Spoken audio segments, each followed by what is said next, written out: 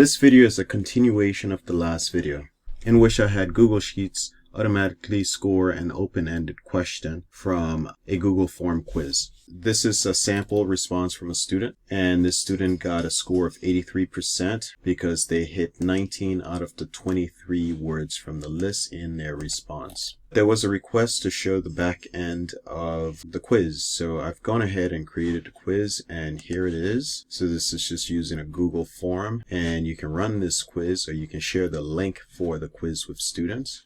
I've already run it 8 times and got 8 different responses so that I can use these responses in the work that I'm going to show you today. But if you want to see what it looks like, here it is. So this is the student view of the quiz. The students will input their name and then they will write their responses here and submit it. When they submit it, their results will pull into this form. Now what you want to do is to have the results leave this form and enter it into a Google Sheet file. So I'm going to show you how to do that. So you click on this little icon here, and you don't want to create a new sheet. Rather, you could if you don't already have one, but I'm going to select a specific sheet. I want to select this tutorial sheet I've been using, and I think it's this one, and it's going to open it up. I'm going to go ahead and close this because I already have it opened, and what it's done is it created a new tab here, form response. I'm going to rename this tab and call it Q7 for quiz 7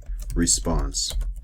For the response sheet, it's getting all the raw data from the student's submissions. So you want to leave this sheet exactly as it is, but you can create a new tab, and we can call this Q7 score. And this is where you go into code your score for the responses. Before you can code your score, you need to pull in the data from the response sheet into the score sheet. So let's go ahead and do that. And we're going to use the import range function for that. And here it is.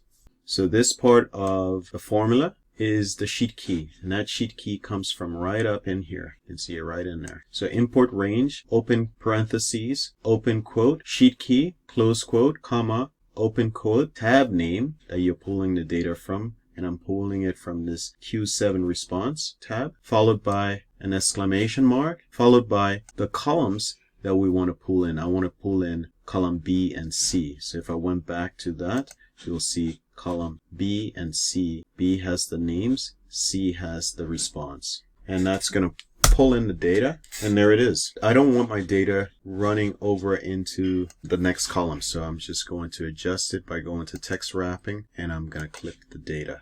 The data is still there, it's just not going to show.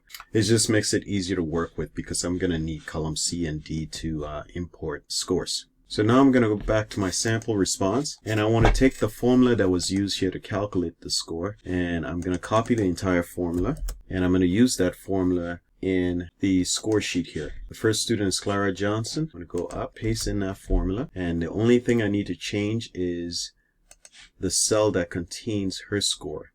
It's not C3, it is actually B2 return, and there's a suggested autofill. I'm going to check it. The next thing I'm going to do is just to have a title above the score. Now, if you want your scores to be done automatically, you want to copy this formula down all the students that are in the class. And let's assume there are 100 students going to take this. First thing I'm going to do is just to change the color. And this is just to know where I copied the formula into. Copy, paste it all the way down to 101. And so I know that the formula is in there now because they all change color. There's no responses, it's just leaving it a blank. Now I need to take this raw score and I need to adjust it. If we go back to the sample response, the max raw score is 23. Keep in mind that it is unlikely that any student will hit all of these words because of redundancy, and you may not necessarily need every word to convey full understanding of the concept. So I'm going to adjust that and say if they hit 15, that's an A. Go back to raw score. Let's add a column above. Put a 15 up here. Adjusted score. Let's go to the gradebook here. And you can see that quizzes are worth 20 points. I'm going to say this is equal to if that is greater than that, comma, 20. So if it's greater than the 15, then just give the student 20 points. Or else this divided by 15 times 20. And we got to make sure that this D remains static. So we're going to put a $sign before the number, the row, which is 1, and hit enter. Oh, there's an error. Why is there an error? Oh, right here. There should be a $sign, not a pound. That's it. And let's copy and paste it down. So those are the scores. Excellent. The next thing we're going to do is we're going to create a new tab, and we're going to call this tab the roster. And what we want to do is we want to pull in these names in the order they are in the gradebook, the roster. We want to bring in the roster in the exact order the students are listed in the gradebook. So let's go into the gradebook and let's see what we need to do. So we need to import range, just column B and C. So first of all, let's pull the sheet key, copy, and let's go back to our tutorial sheet, and we're going to do import range. We're going to use VLOOKUP to find the students and record their scores here. So let's go back to the score sheet. What we need to do is we need to split these names. Let's split them by the space. Let's color these and paste them down. Okay, so all the formulas are in there. As new scores come in, they will automatically generate all of this data. We need to move the names in front of the score. So highlight these two, and we're just going to drag them right in front of the, we just need the adjusted score. So we'll just put them right in front of the adjusted score. And it has to be in front of the adjusted score because these are the names are going to be used for the index. In fact, I'm going to use the first name as the index to record the score. Let's go ahead and highlight first name all the way to adjusted score, and let's give it a named range, QVII for 7, Q7. Done. Let's close this. Let's go back to our roster. So we're going to search the named range using the student's first name, using the VLOOKUP function. Hit return. And there it is. I'm going to use my color method here again.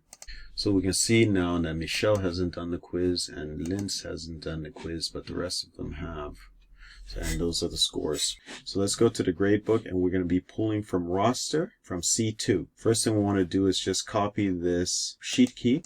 So when we do the import range, we have it. Copy. Let's pull in that data equals.